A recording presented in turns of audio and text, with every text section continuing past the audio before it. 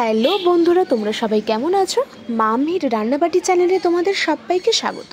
মা আজকে বানাতে চলেছে পলতার শুক্তো। তার জন্য পলতার শাক, একটা বেগুন, কিছু বিন কড়াই, একটা মূলো, একটা আলু, একটা কাঁচকলা, 4 থেকে 5টা ছোটো ছোটো সাইজের কচু নিয়ে নিয়েছে।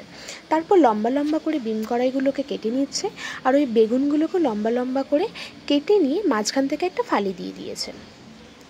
তারপর পরিষ্কার জলে তোমরা কিন্তু ভালো করে সবজিগুলোকে ধুয়ে নেবে। এখানে দেখতে পাচ্ছ তোমরা কিন্তু কাঁচকলাটাও কেটে নিচ্ছে। কাঁচকলাটাকে কিন্তু লম্বা লম্বা করেই কাটবে, আর আলুটাও কেটে নিচ্ছে। তোমরা চাইলেই এখানে 2 বা 3টে আলু ইউজ করতে পারো। মা এখানে একটাই আলু দিয়েছে। আলুগুলোকেও দেখো ফালি করে কেটে নিচ্ছে। আর কচুটা যেহেতু ছোট, তাই মাঝখান থেকে শুধু হাফ করে নিয়েছে। দেখো এখানে কিন্তু মা সবজিগুলো জলে ভিজিয়ে রেখেছে, আর মূলোটাও কেটে নিয়েছে, আর শাকগুলো লম্বা লম্বা করে ছোটো ছোটো করে কেটে নিতে হবে। এখানে কিন্তু সমস্ত সবজি কাটা হয়ে গেছে। তারপর একটা কড়াইয়ের মধ্যে সামান্য সর্ষের তেল দিয়ে ওই শাকটা ভেজে নিতে হবে। এখানে কিন্তু শাক ভাজাও হয়ে গেছে, দেখো। তারপর ওই কড়াইয়ের মধ্যেই তেল দিয়ে বড়িগুলো ভেজে নিতে হবে। তোমরা কিন্তু তোমাদের পছন্দ মতো বড়ি দিতে পারো, ছোট বড় যেরকম। তারপর বড়িগুলো ভাজা হয়ে যাওয়ার পর কাঁচকলাটাকে হালকা নুন হলুদ দিয়ে ভেজে নিয়েছে। ওই তেলের মধ্যে দিয়ে দিয়েছে বিন কড়াইগুলো। বিন কড়াই ভাজা হয়ে গেলে আবার আলু আর কচুটা দিয়ে দিতে হবে। এখানে কিন্তু পুরো রান্নাটি সর্ষের তেলেই হচ্ছে। তারপরে তোমাদের স্বাদ মতো তোমরা লবণ আর হলুদ দিয়ে দাও। হলুদ দেওয়া হয়ে গেলে বেগুন দিয়ে ভালো করে ভাজা ভাজা হয়ে এলে এখানে কিন্তু মা 2 বাটি জল দিয়েছে, আর ওই ভাজা বিন কড়াইগুলো দিয়ে দিয়েছে।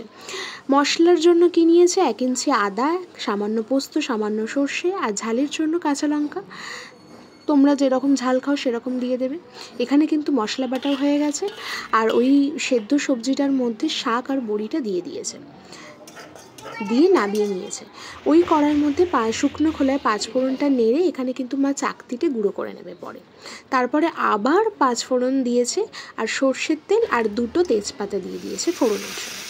আর ওই বাটা মশলাটা দিয়েছে, আর 1 চামচ জিরে গুঁড়ো, আর ওই মশলা বাটি ধোয়া জলটা দিয়ে ভালো করে কিন্তু তোমাদের কষতে হবে। আর 1 চামচ ধনে গুঁড়ো দিয়েছে।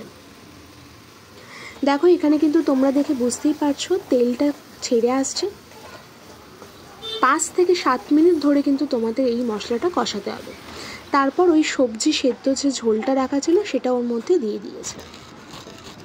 তখন যে শুকনো খোলায় নেড়েছিল সেই নাড়া 5 ফোড়নটা মা এখানে গুঁড়িয়ে নিয়েছে। দেখো কতটা ফাইন গুঁড়ো হয়েছে।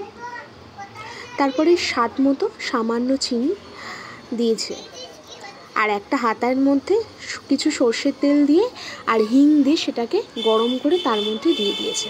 আর ওই ভাজা মশলাটাও দিয়েছে, আর 1 চামচ ঘি দিয়ে দিয়েছে। দেখো কতটা সুন্দর লাগছে দেখতে, কালারটা কতটা সুন্দর এসেছে। খেতে তো মারাত্মক হয়েছিল।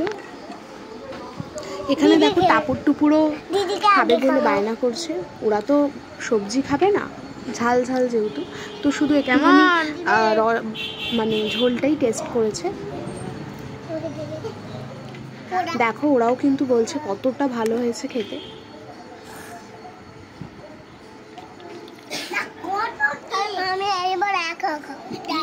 কাড়াকাড়ি করছে একবার, এবার আমি খাইয়ে দিয়েছি, হলো না, এবার নিজেরা খাবে।